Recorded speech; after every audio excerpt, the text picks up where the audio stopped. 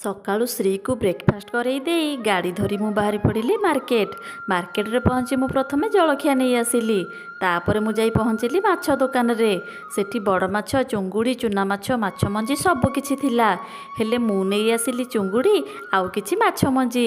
ମାର୍କେଟରେ ଗୋଟେ ଥମ୍ସଅପ୍ ନେଇ ଆସି ମୁଁ ଜଲ୍ଦି ଆସି ଘରେ ପହଞ୍ଚିଗଲି। ଆଉ ଘରେ ଶ୍ରୀ ମୋ ବାଟ ଚାହିଁ ବସିଥିଲା। ତାପରେ ମୁଁ ଘର ଠାକୁର ପୂଜା କରିଦେଲି। ଆଉ ତାପରେ ବାରିପଟକୁ ଯାଇ ଲୁଗାପଟା ଗୁଡ଼ାକ ଶୁଖେଇ ଦେଇ ଆସିଲି। ଆଉ ତାପରେ ଲାଗି ପଡ଼ିଲି ରୋଷେଇ କରିବାରେ। ଆଜି ମୋତେ ମାଛ ମଞ୍ଜିରେ ବରା କରିବାର ଥିଲା। ସେଥିପାଇଁ ବାରିପଟକୁ ଯାଇ କିଛି ଭୃଷଙ୍ଗ ପତ୍ର ନେଇ ଆସିଲି। ପ୍ରଥମେ ଚିଙ୍ଗୁଡ଼ିକୁ ବେସର ଦେଇ ତାକୁ ତରକାରୀ କରିଦେଲି। ଆଉ ତାପରେ ଲାଗି ପଡ଼ିଲି ମାଛ ବିହନ ବରା କରିବାରେ।